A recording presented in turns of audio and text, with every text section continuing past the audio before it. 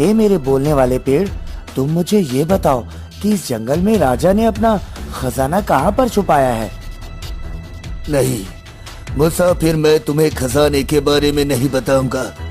तुम इंसानों के लालच की वजह से पेड़ जानवर सब परेशान हैं। अच्छा, मतलब तुम नहीं बताओगे? इस कुल्हाड़ी को जानते हो ना, 3 बार वार करूंगा तुम्हें, नीचे आते समय नहीं लगेगा।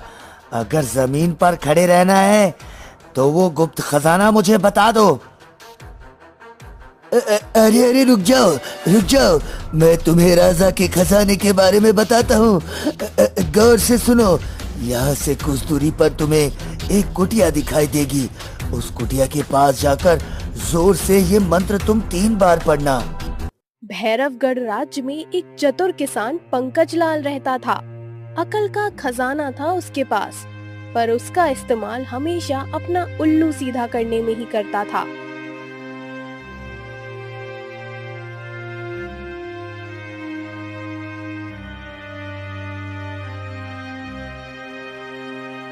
एक दिन वो अपने सबसे जिगरी दोस्त किशन के पास गया।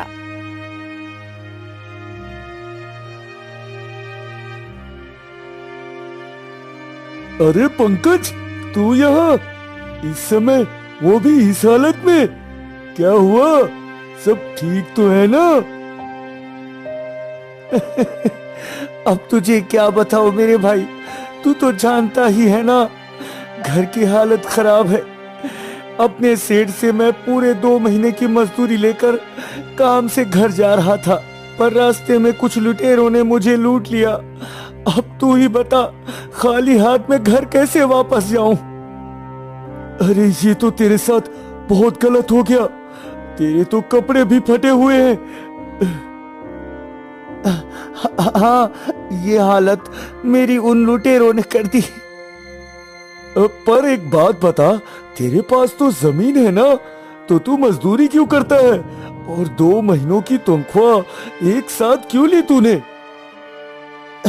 अब तुझे क्या बताऊं मेरे दोस्त, जमीन पर फसल उगाने को मेरे पास पैसे नहीं थे, इसलिए मैंने मजदूरी की।